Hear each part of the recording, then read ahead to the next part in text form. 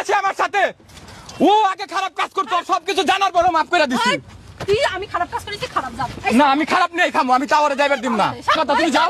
তোর মা দিয়েছে কোরআন শরীফ ছিয়া বলবো, এই তাবিজ তুমি নিয়ে আসছো। আমি নিয়ে আসছি, এই প্রমাণ না দিলে আমি এখান থেকে নড়ব না। আল্লাহ কি প্রমাণ? তাবিজ আনছে, কেমনে প্রমাণ দিব? আমাকে ভিডিও। হঠাৎ করে আলম হাসান এবং মুক্তার সাথে এমন কি নিয়ে ঝামেলাটা বাজলো? অলরাইট গাইস, এই প্রশ্নের অ্যান্সার নিয়ে হাজির হলাম আজকের ভিডিওতে। সুতরাং ভিডিওটি টানাটানি না করে শেষ পর্যন্ত দেখতে থাকুন।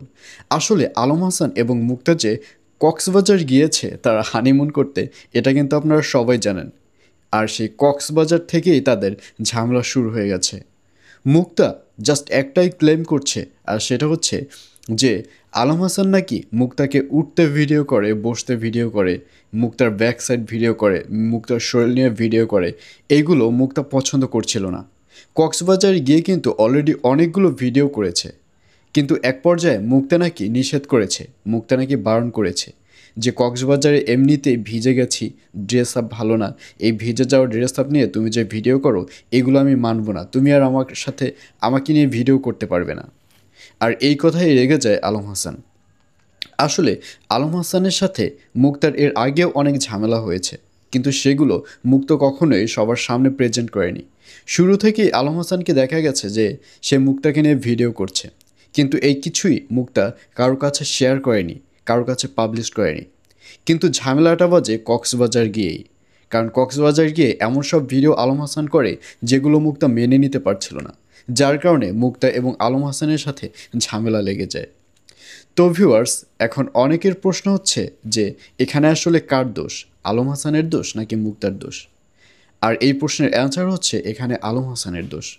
কারণ আপনারা দেখুন, আলম হাসানের এই কিন্তু 4 নম্বর বউ। আলম হাসানের 4 নম্বর বউ হচ্ছে মুক্তা, কিন্তু শেষ পর্যন্ত মুক্তাকেও ডিভোর্স দিতে চাচ্ছে আলম হাসান। এবং আরও একটা জিনিস ভালো করে দেখবেন যে আলম হাসান তার যে বউকে ডিভোর্স দিতে চায় সেই বউর নামেই সে কমন কিছু ক্লেম নিয়ে আসে, যে ক্লেমগুলো কমন, বিগত বউদেরকে যে ক্লেমগুলো দিয়েছে মুক্তাকেও সেম ক্লেমগুলো দিচ্ছে। মুক্তার পরিবার ভালো না, মুক্তার মা ভালো না, মুক্তার চরিত্র ভালো না, মুক্তা ভালো মেয়ে না।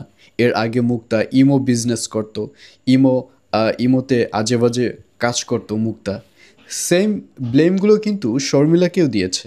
আপনারা যদি আগের ভিডিওগুলো দেখেন আলম হাসানের, তাহলে দেখতে পারবেন সেম ব্লেমগুলো কিন্তু শর্মিলাকে দিয়েই শর্মিলাকে লাইফ থেকে আউট করে দিয়েছে এই আলম হাসান।